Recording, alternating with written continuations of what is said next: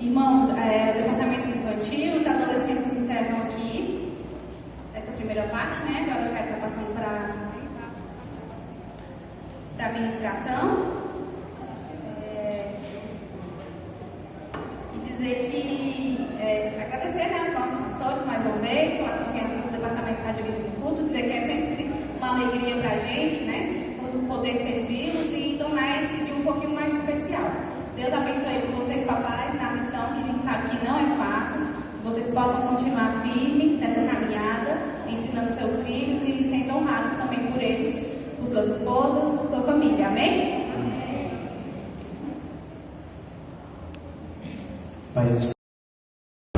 Paz do Senhor, igreja. Amém. Para todos os papais, eu desejo um feliz Dia dos Pais. Tá ali meu paizão, que pra gente sempre foi um exemplo e também sempre dedicado, junto com a minha mãe ali no trabalho, caminhando com a gente sempre nos caminhos do Senhor e nos ensinando no caminho em que se deve andar, né? Na verdade, eu até comentei com minha esposa e falei: será que vai ter ministração hoje, amor? Eles não me falaram nada. Eu pensei que ia haver apenas as homenagens, mas glória a Deus, nós estamos felizes no Senhor. Amém? Qual é o ministério do Pai? Nós falamos, sem ser no domingo passado, no outro domingo, nós falamos um pouco sobre sobre Mateus 6, onde em Mateus 6, o Senhor Jesus nos ensinando a nós orarmos. Eu acredito que o ministério, o serviço de um pai, eu gosto muito de utilizar a palavra ministério quando se fala de igreja. Por exemplo, eu tenho uma dificuldade, e eu até entendo as igrejas que utilizam a palavra departamento, equipe de louvor, departamento disso, departamento daquilo, mas essa palavra departamento, ela soa para mim como algo muito empresarial, e a igreja ela não deve ser vista dentro deste contexto empresarial. Assim como a vida paterna, ela em hipótese alguma pode ser vista como mera obrigação natural. A vida paterna é, antes de tudo, um ministério espiritual que se estabelece. E quando nós vivemos em um mundo que cada vez mais ele tira Deus da equação, um mundo onde as nossas ocupações, e não só as nossas ocupações, um mundo onde nós cada vez mais vamos ficando viciados em dopamina. Hoje minha esposa ainda me mostrava um vídeo, né? E hoje todos nós, em algum nível ou outro, temos algum tipo de vício dopaminérgico. Esses dias eu vejo isso inclusive nos idosos hoje. Pessoal aí que já passou aí dos 60 anos, eu vejo o pessoal viciado em TikTok, Instagram, rede social, muita gente mexendo com isso o tempo todo. E a gente nesses vícios, dessas ocupações, e hoje em dia, né, que às vezes a pessoa se aposenta, e aí ela fica assim meio perdida, agora o que eu vou fazer? Aí fica na tela, né, do celular, fica fazendo um monte de coisa.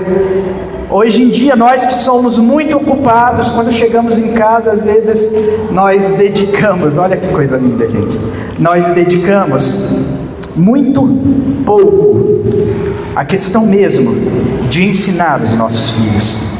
Eu falei isso no passado e hoje eu repito, que meu pai e minha mãe, enquanto nós éramos crianças, lógico que quando a gente foi se tornando adolescente, a gente já passava, eu por exemplo, quando eu fui fazer o 2º grau, eu estudei no plano, e aí a gente normalmente tinha dia que tinha que ficar o dia inteiro lá no plano. Mas enquanto a gente era criança lá em casa, enquanto nós éramos ali pré-adolescentes, praticamente todas as semanas, pouquíssimas semanas se falhavam nisso. Praticamente todas as semanas nós tínhamos pelo menos um culto doméstico em casa.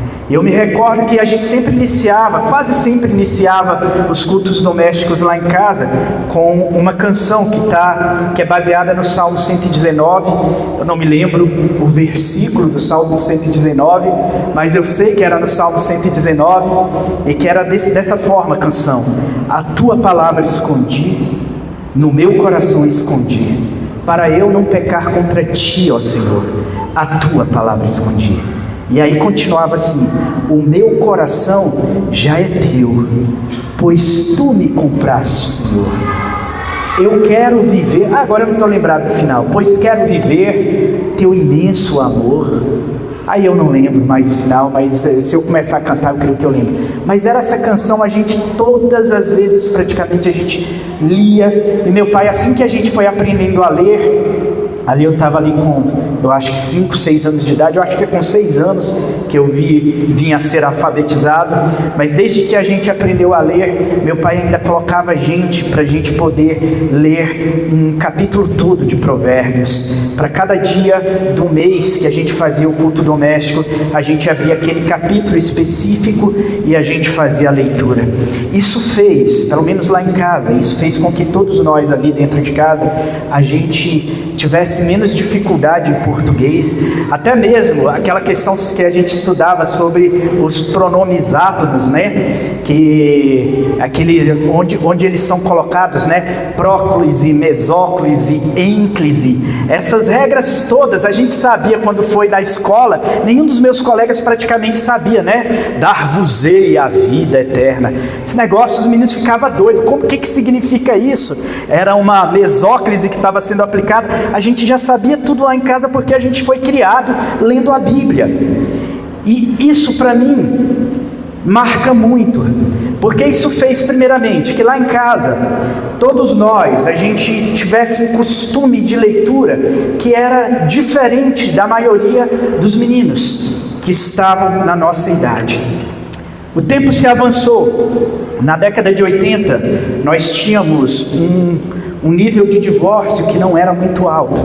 Eu lembro que, enquanto eu estudava, eram poucos dos meus colegas que eram filhos de pais divorciados. Pouquíssimos. Quando se avançou para a década de 90, esse número de colegas foi aumentando. Nos anos 2000, isso se aumenta mais. E eu estava vendo uma estatística esses dias, e que essa estatística muito incomodou meu coração. A geração Z é dita que é a geração que nasceu depois do ano de 2001, que é chamada geração Z, que nasceu já dentro do século 21. De 2001 para cá é a chamada geração Z.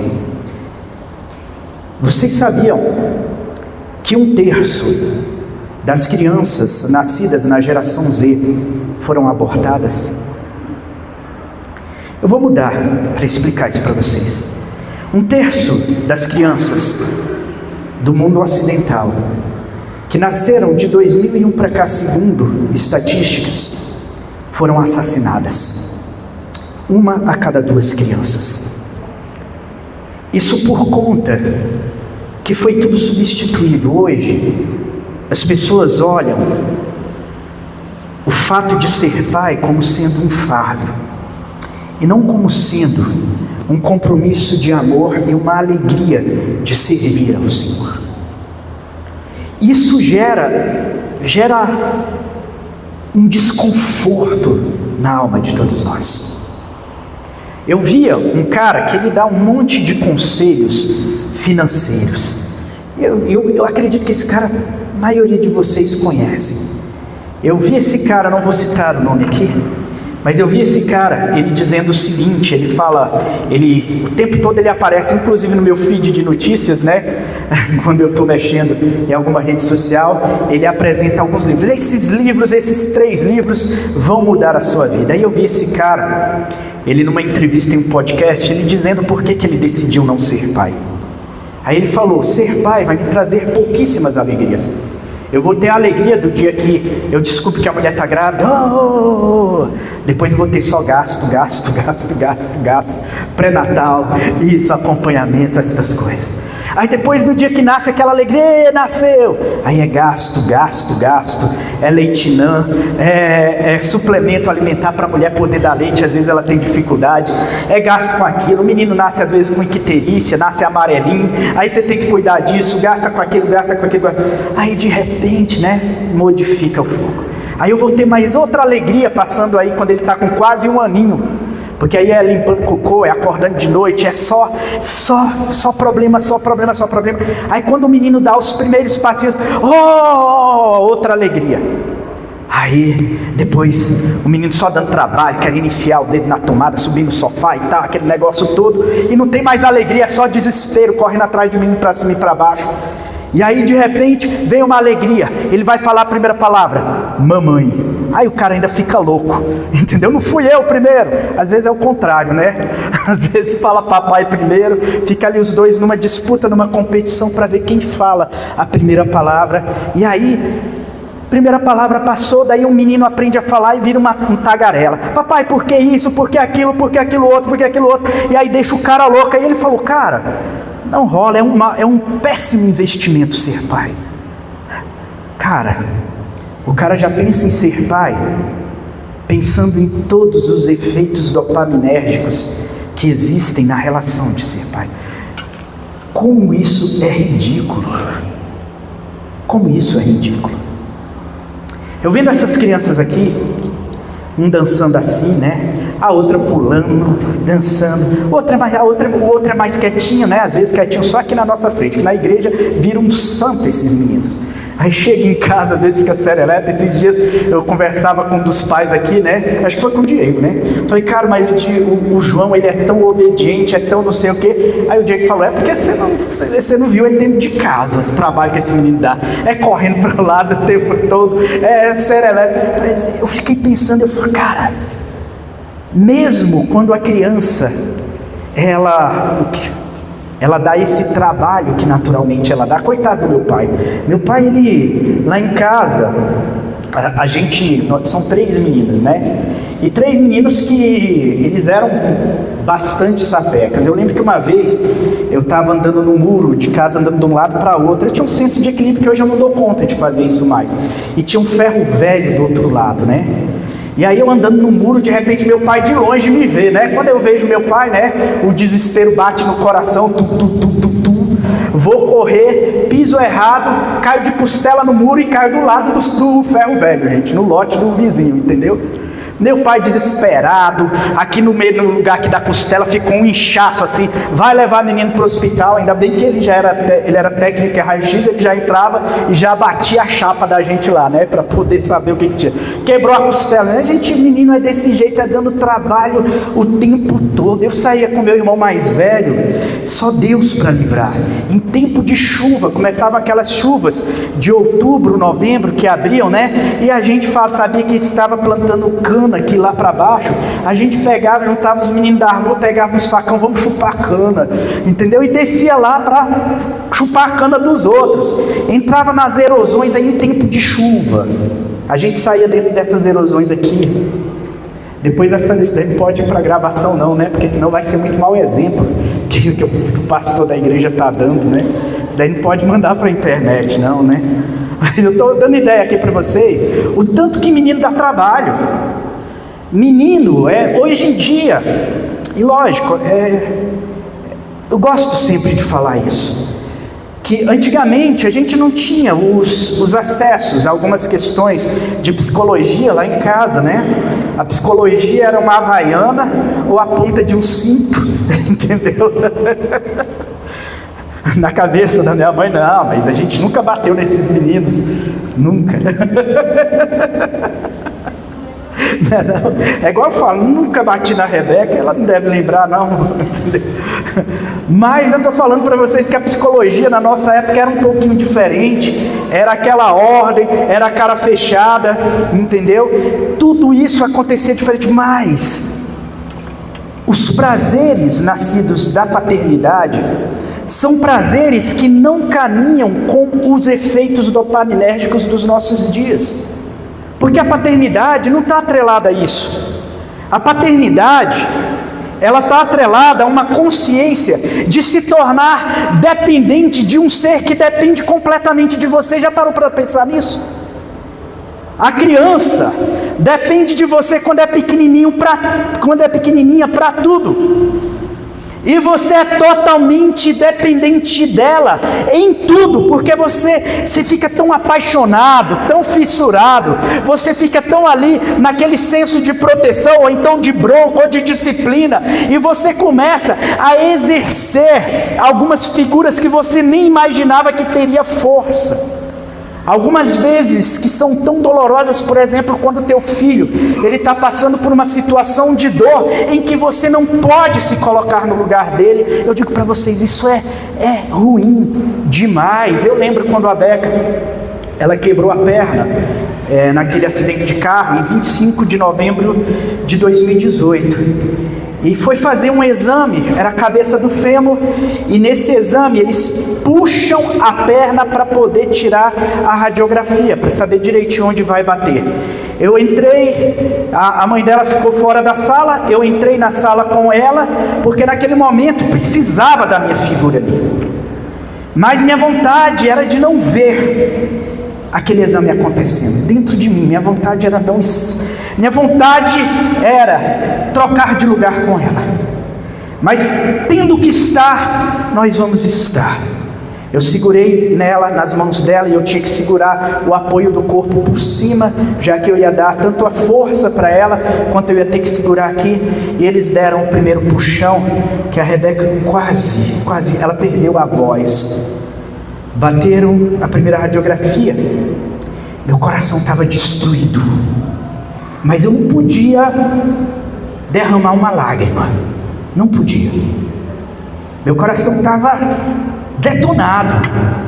Mas você sabe quando você é pai, você não pode esboçar um pingo de choro, de fraqueza, porque naquele momento aquela criança precisa da tua força. Bateu a primeira radiografia, ela já não tinha voz. Eles falaram, não deu certo, vamos ter que fazer o exame novamente.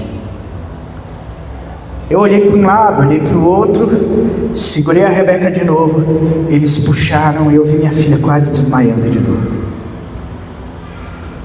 Rodrigo acompanhou, porque no processo na verdade acompanhou não, o Rodrigo foi o grande fisioterapeuta.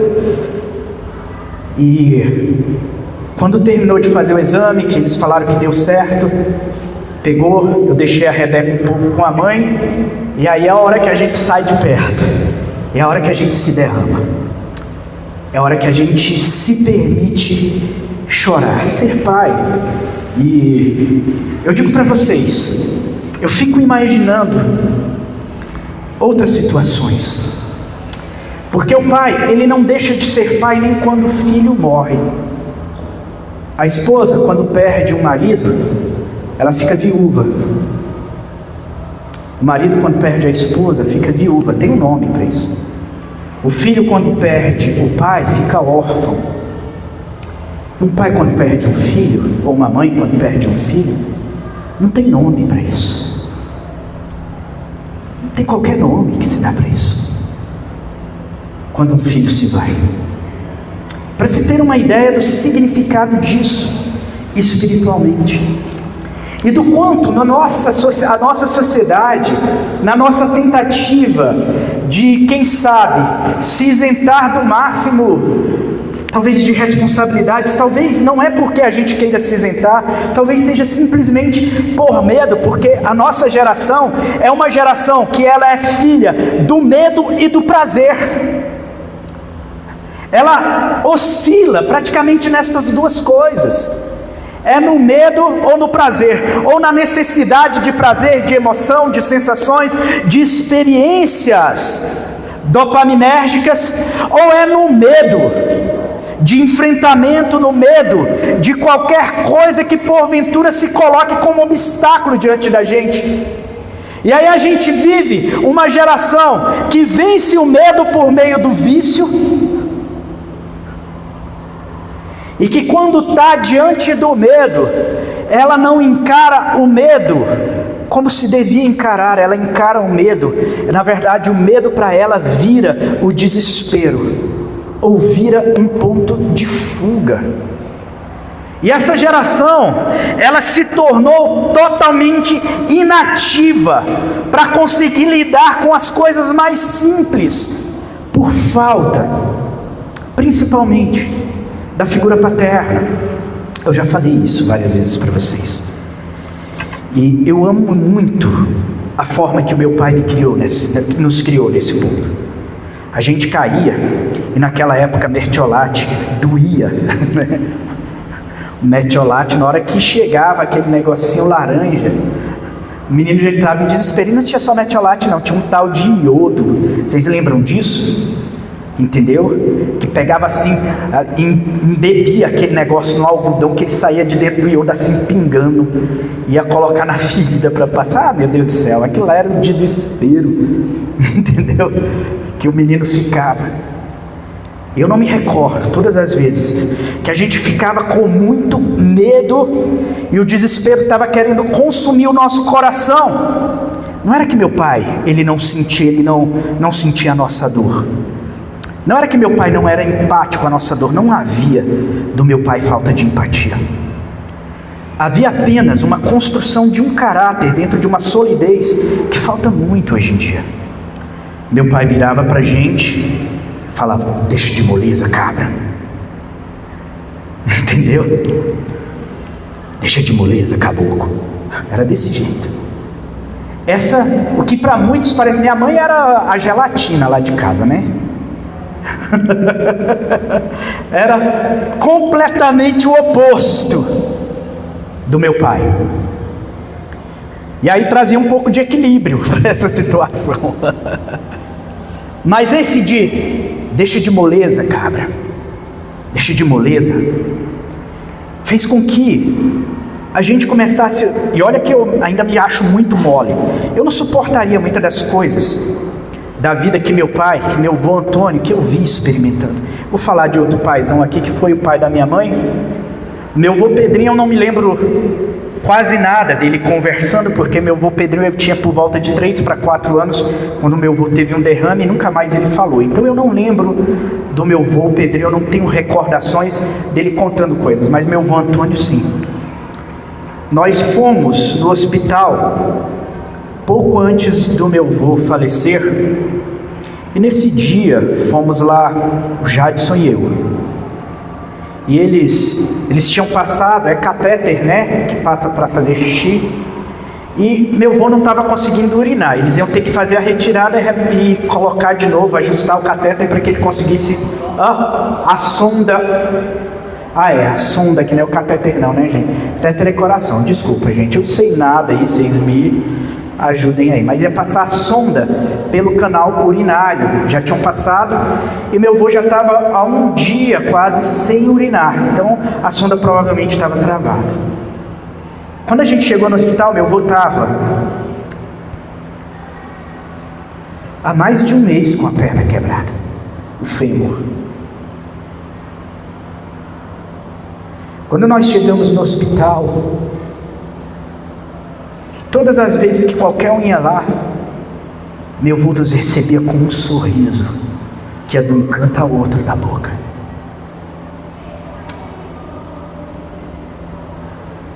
Aquele homem, ele sepultou 2 esposas e sepultou 8 filhos.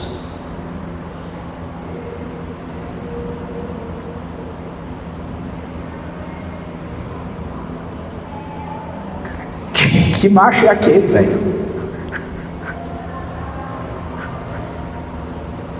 Tá em extinção, acabou junto com os dinossauros, entendeu? Não acha mais. Eu lembro que eles foram tirar a sonda para repassar no meu avô. Ele clamou da dor e já voltou a si mesmo. Foi um clamor, acho que de segundos. Ele já voltou a si mesmo. Aquilo para mim, para o Jadson mesmo, ele comentou, fala, cara, acabou, não tem mais homem igual daquele jeito, não. O Senhor nos convida,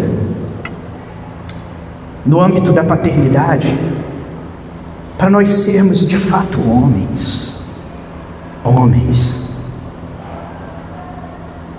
A crise de virilidade, de masculinidade dos nossos dias, contra todos esses movimentos malucos que existem aí.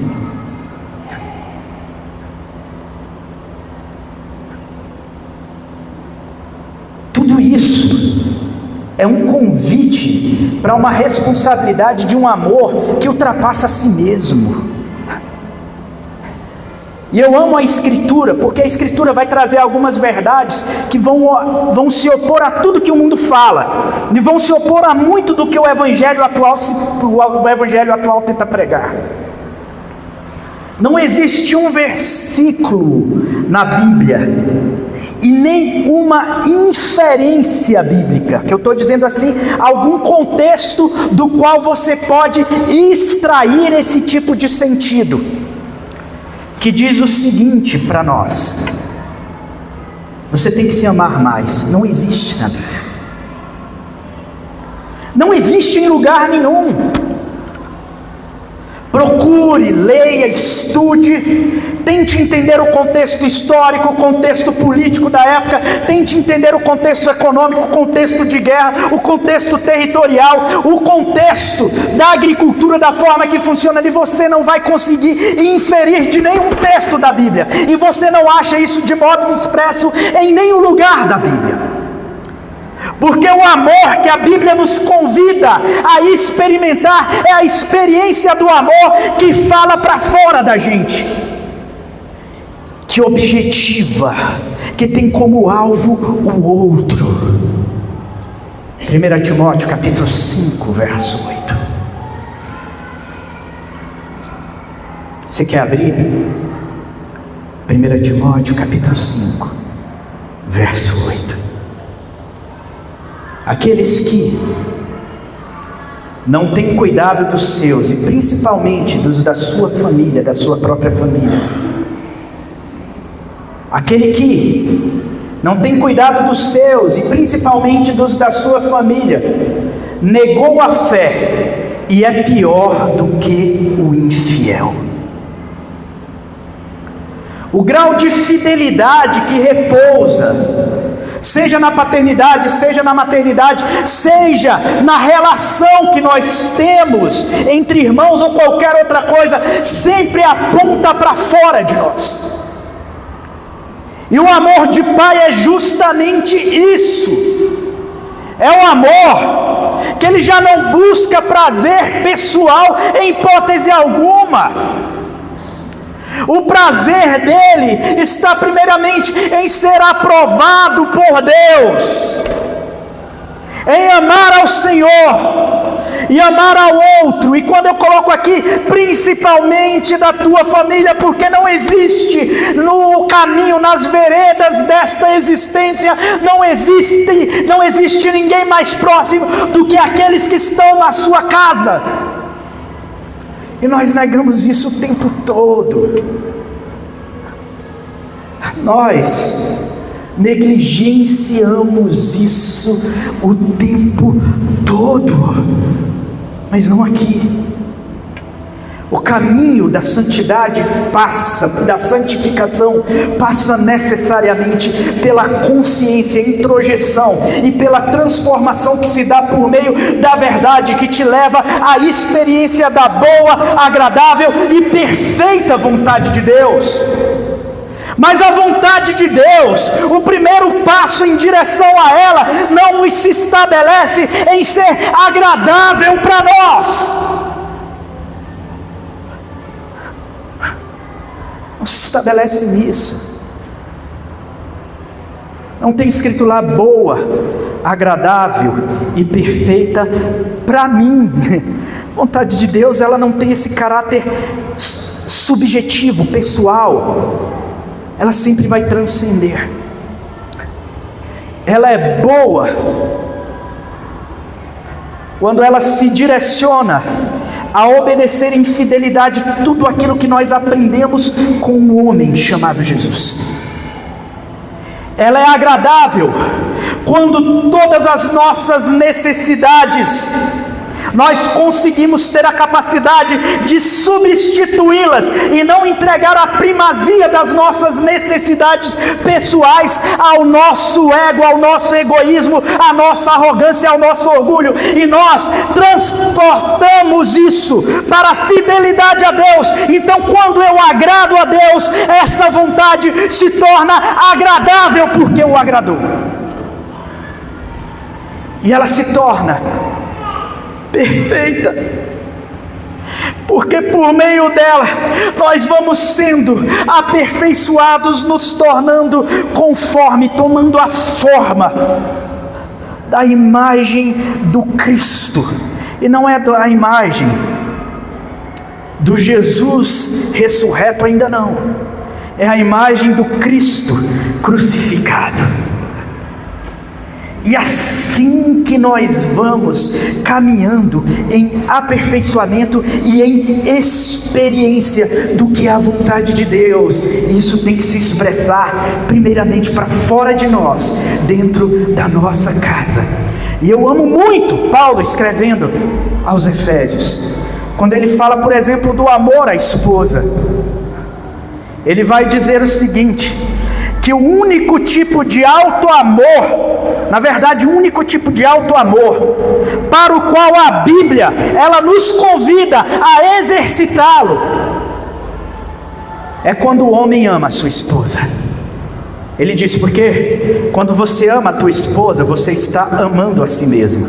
É o único alto amor que a Bíblia nos incentiva a ter, é aquele alto amor que acontece fora de nós, fora do nosso egoísmo. É o alto amor que o noivo amado da igreja teve por sua noiva, como Cristo amou a sua igreja. O único alto amor incentivado na Escritura, ele aponta para fora do homem. E depois a Escritura vai nos apontar este amor cuidadoso, paternal, que o tempo todo acontece. Eu amo todos os formatos de amor com os quais o Senhor nos ensinou. Ele utiliza a figura do amor conjugal para nos ensinar. Ele utiliza a figura do amor que um pecuarista tem por suas ovelhas, que um pastor vai ter pelas suas ovelhas, para dizer como que existe, como que se estabelece este amor de cuidado dentro da própria parábola de Jesus Cristo, que havendo uma ovelha, ela não está dentro do rebanho, não está junta no aprisco, ele vai, enfrenta o que for para poder salvaguardar aquela ovelha e trazer de volta para dentro do aprisco.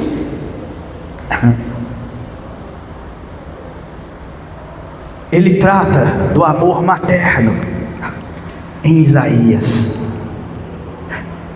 Ele diz que o amor dele também se configura dentro dessa relação de maternidade. Ele trata do amor paterno o tempo todo, inclusive no contexto de total intimidade, onde quando nós oramos para Ele, nós não dizemos apenas Pai, mas nós utilizamos também o que acompanha o Abba Pai, que significa papaizinho. Neste contexto, e todas essas relações de amor, Ele nos entrega para a experiência enquanto nós estamos aqui. Todas essas relações de amor,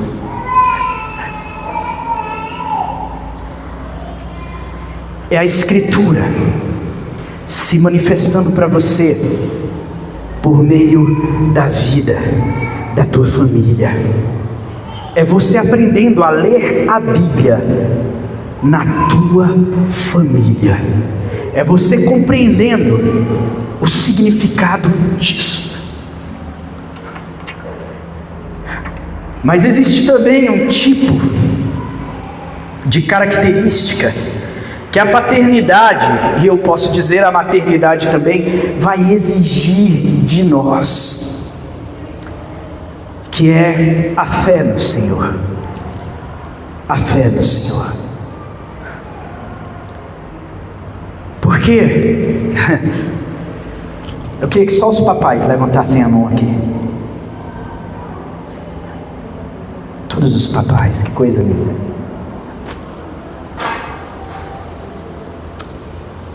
Quando você descobriu que você ia ser pai, eu tenho certeza que você foi visitado por medo. Você falou, eita, e agora? O que vai ser? Eu acho legal o burrinho do Shrek, né? Quando aquela dragão, né, chega lá com 3 filhotinhos, burro com dragão, aí ele fala, meu Deus, eu sou papai, eu vou ter que arrumar um emprego. Eu acho muito legal. Eita, eu vou ter que arrumar um emprego. A primeira coisa que repousou em nós, pelo menos naqueles que de fato são pais, de verdade, foi uma consciência de responsabilidade que extrapolava o que você entendia. Você foi visitado diversas vezes por uma sensação de que você não é bom o suficiente, é ou não é? Aconteceu isso com vocês? Cara, eu acho que eu não sou bom o suficiente para ser pai. Meu Deus do céu, onde é que Deus estava com a ideia? Me entregou a chave da Ferrari sem eu ter carteira. Vou ter que pilotar essa nave sem saber pilotar. Nós fomos visitados por isso. Até que a gente vai ali, né? Aprendendo a lidar com essa situação, e nós vamos entregando em cada detalhe. Nós vamos ter que aprender a exercitar a nossa fé em Deus. Em alguns momentos a fé, ela alcança o fator do absurdo. Quando, por exemplo, você está vendo o caminho que teu filho está querendo tomar, e muitos pais aqui ainda não passaram por isso, outros já passaram, mas você está vendo o caminho que ele está querendo seguir, e não foi o caminho que está de acordo com as suas projeções. Projetor, né? Você está ali, e de repente você olha para tudo isso e você sabe que aquilo ali vai dar ruim. A tua experiência te diz, você já deu o conselho para o filho, e você vê ainda ele teimando e querendo seguir aquele caminho. E aí você tem que exercer tantas vezes apenas a confiança no Senhor. A nossa confiança no Senhor, ela foi trocada nos últimos dias pela confiança na tecnologia.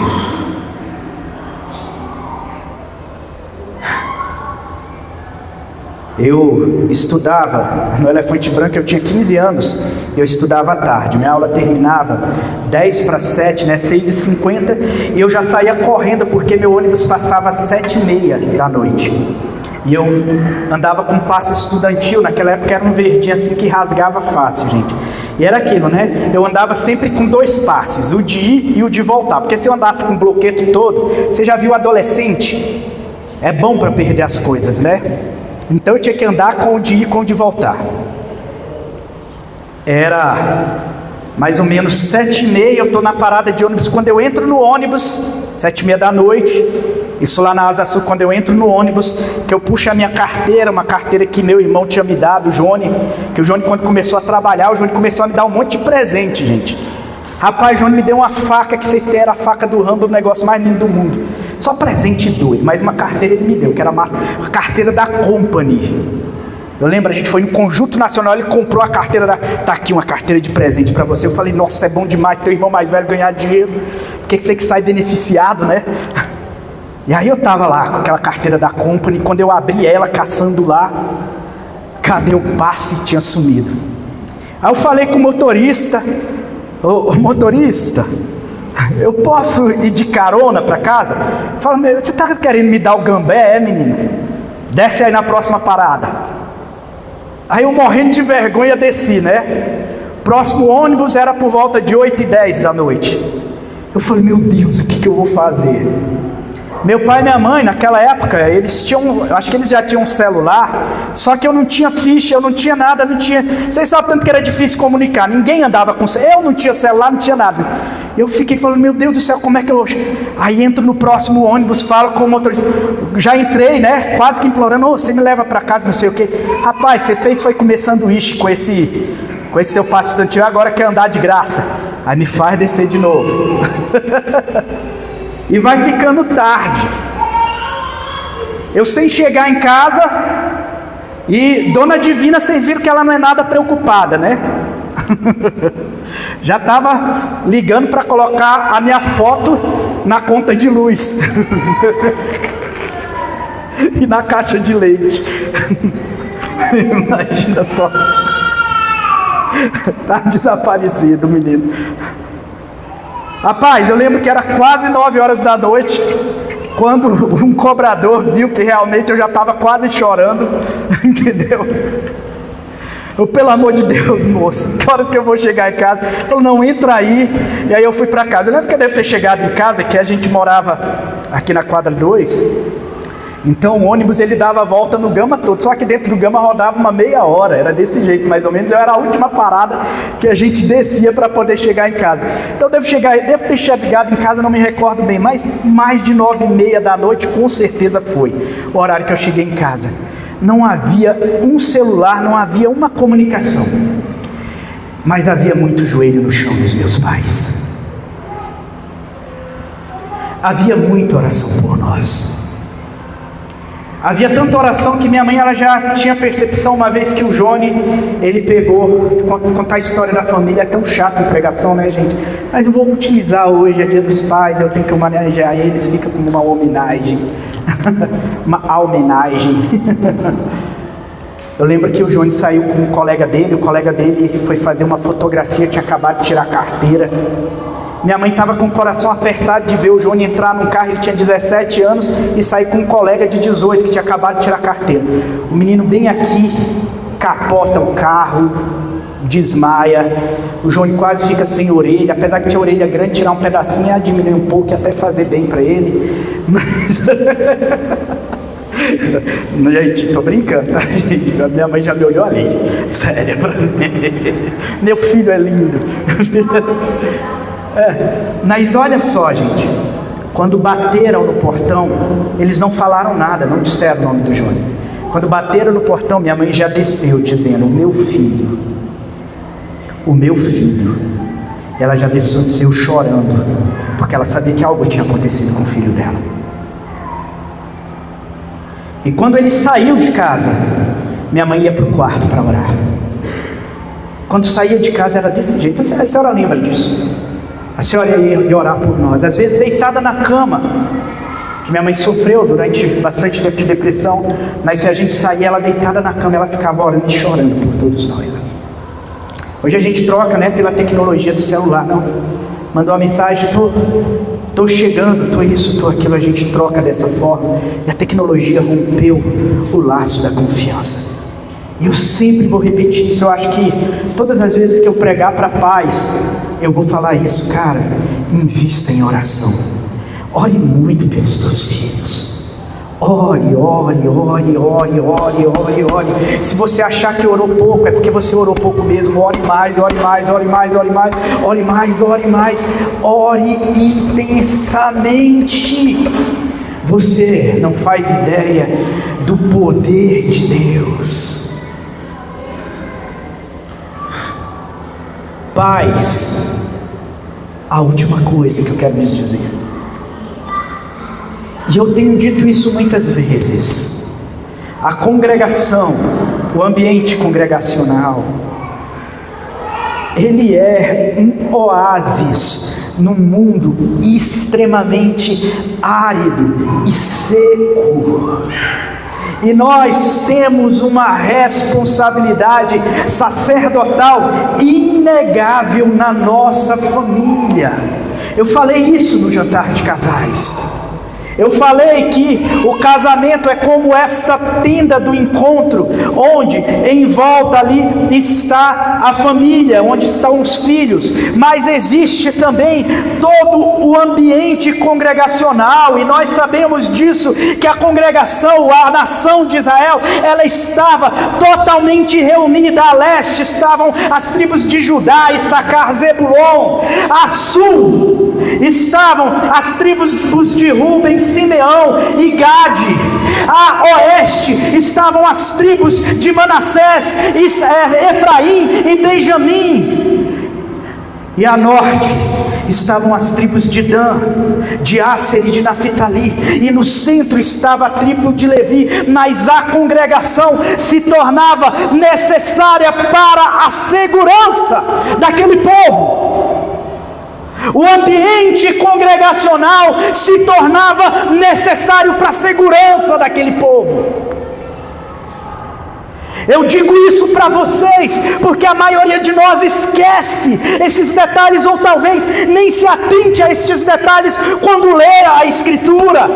Mas a gente acha que nós, estando distante desse ambiente de estímulo ao amor e às boas obras, desse ambiente de estímulo à consciência do Evangelho, deste ambiente de estímulo a uma vida com Deus, deste ambiente que vai estimular os teus filhos, não para uma vida passageira, uma vida que vai durar pouco mais, talvez de 70, 80 anos, e ela vai encerrar, mas vai durar para a eternidade. Esta responsabilidade paternal é algo que ecoa para a eternidade.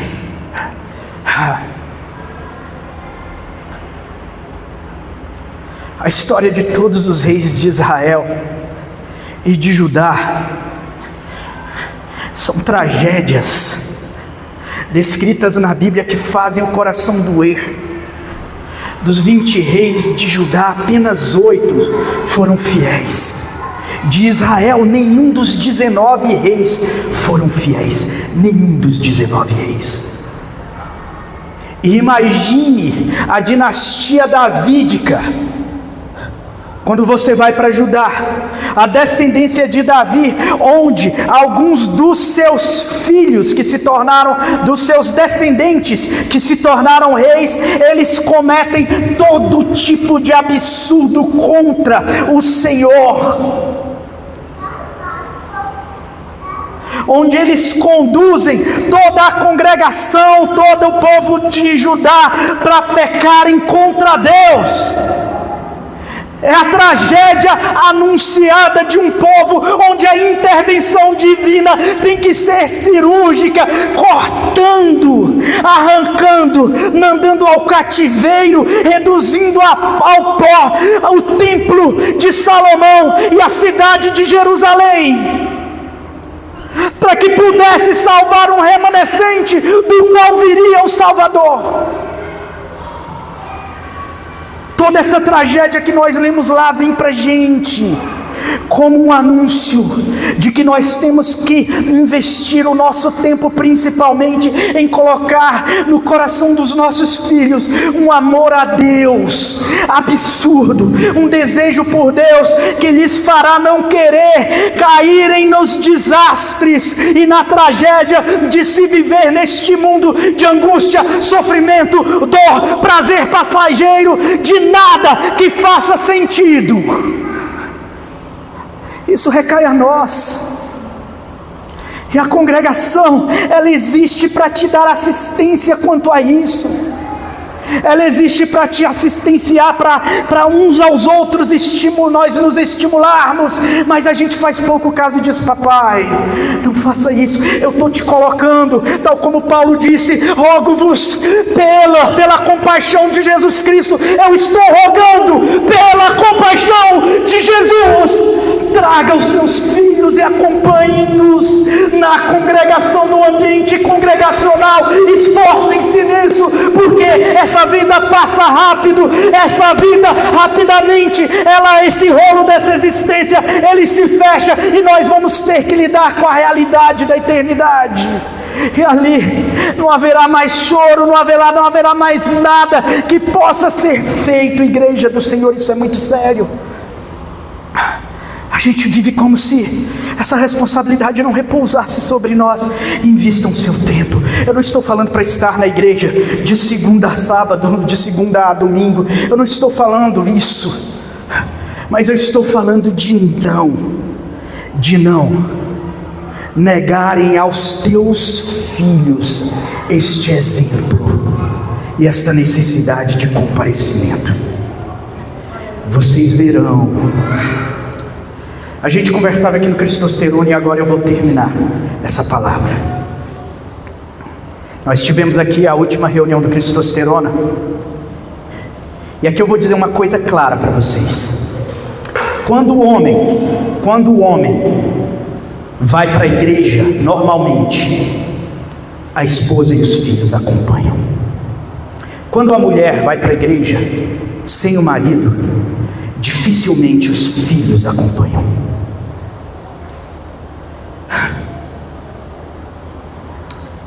Transferir responsabilidades em algo tão sério que ecoa para a eternidade, gente, isso não cabe mais a nós.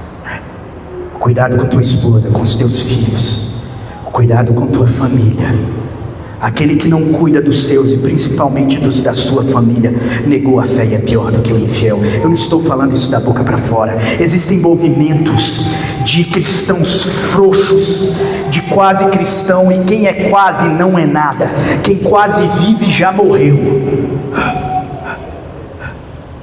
Dos chamados desigrejados. Isso é um movimento diabólico de pessoas de um coração turvo, arrogante, de um coração tolo, que simplesmente afogados no seu egoísmo de dizer: eu sei a verdade absoluta da Escritura e eu não me submeto a mais nada, de pensarem dessa forma, estes desigrejados, eles estão perdendo o principal da comunhão, que é essa possibilidade de nós nos alegrarmos com os que se alegram. E vocês hoje viram esses meninos aqui dançando, cantando, que alegria poder participar disso e rir disso, e amar isso, e chorar com os que choram. Hoje nós estivemos no sepultamento de um pai, no próprio Dia dos Pais.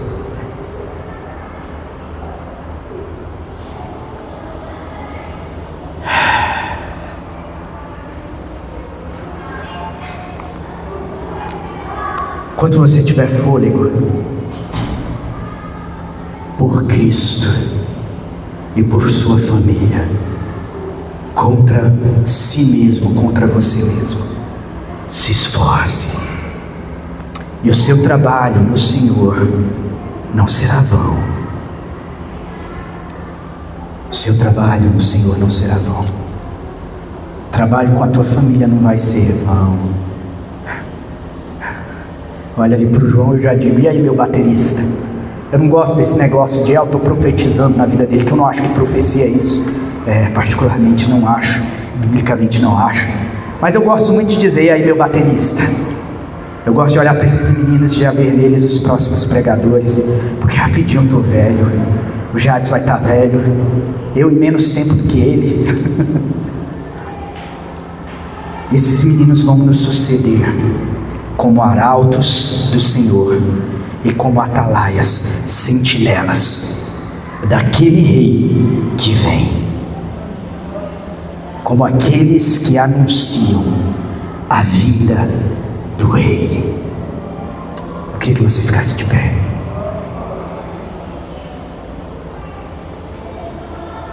Aquela parte do vídeo onde eu fazia aquelas estripulias, aquele garoto morreu do pecado, nascer um novo, responsável. Não façam isso, meninos, tá bom?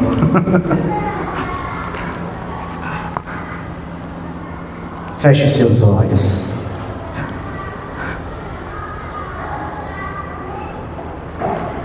Ah, Jesus.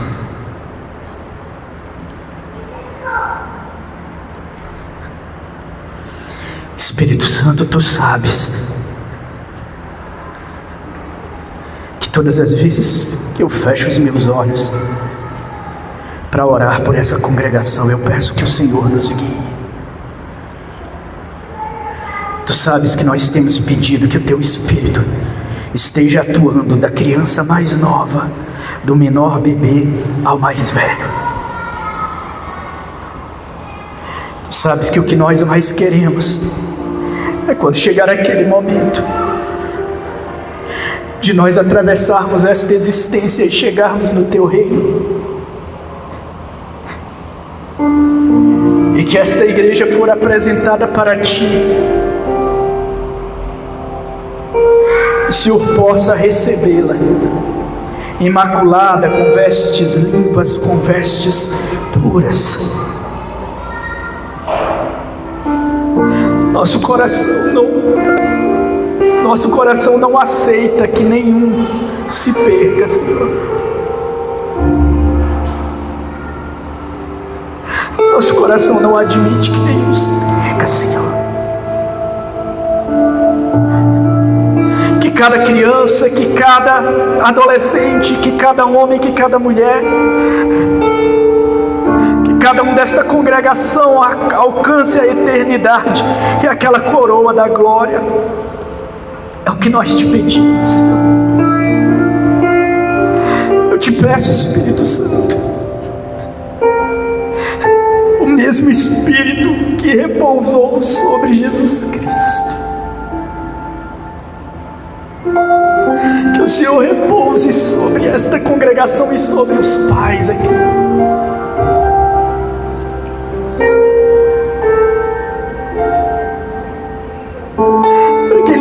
Visitados por essa consciência da necessidade de estarmos em Ti, para que a nossa oração não seja uma oração vazia, uma oração retórica, para que os nossos cânticos, para que as músicas cantadas não sejam uma retórica vazia, palavras vazias, mas sejam uma ação de todos nós que somos pais aqui, para que nós sejamos o Evangelho pregado dentro das nossas casas. Eu sei, Senhor, que nós seremos visitados pelo senso de incapacidade.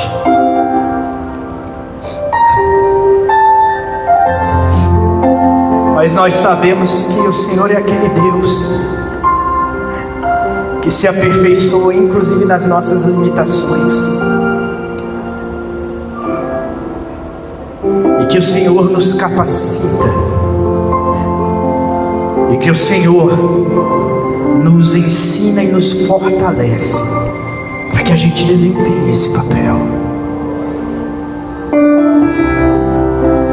Se porventura algum pai algum dia assista este vídeo e que ele seja um homem irresponsável que abandonou os seus filhos por orgulho ou por cansaço ou por senso de incapacidade ou por irresponsabilidade, o que for, que o teu Espírito, aquele Espírito que convence o homem do pecado, da justiça e do juízo, possa adentrar nesse coração e que ele possa tomar o senso de responsabilidade e tomar o contato e a presença e tomar o compromisso de criar os seus filhos.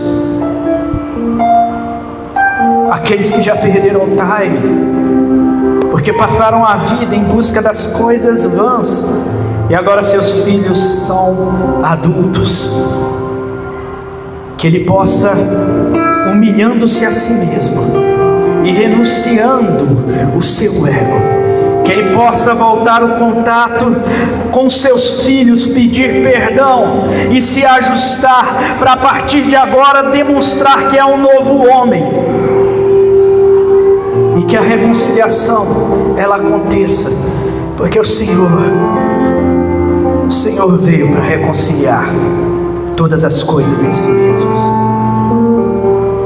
e que o Senhor trouxe o ministério da reconciliação, onde os pais se reconciliaram com seus filhos, os filhos com os pais.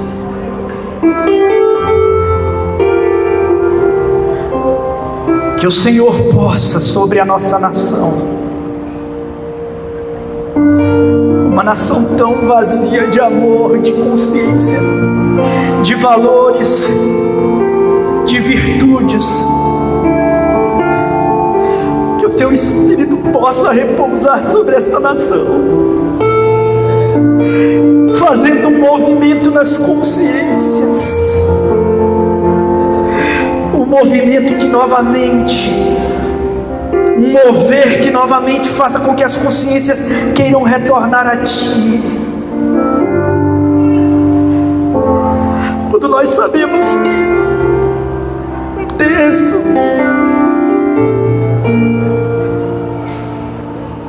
um terço das crianças que nasceram neste século foram assassinadas brutalmente, nós sabemos que a ira do Senhor do céu se levanta contra essa geração, e nós Te pedimos perdão, Senhor. Nós Te pedimos perdão, porque nós temos falhado como pais, como mães, nós temos falhado como igreja Tua. Nós temos falhado de diversas formas, Pai.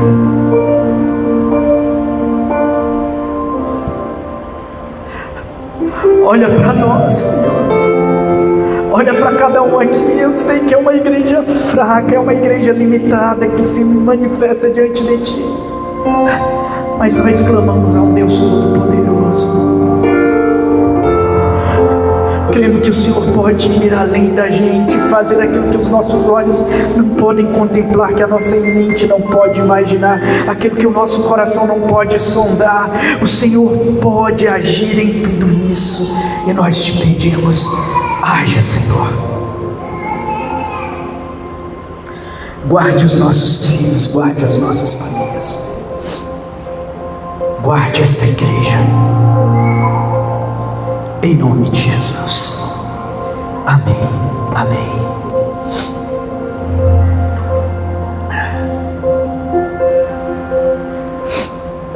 Dia 22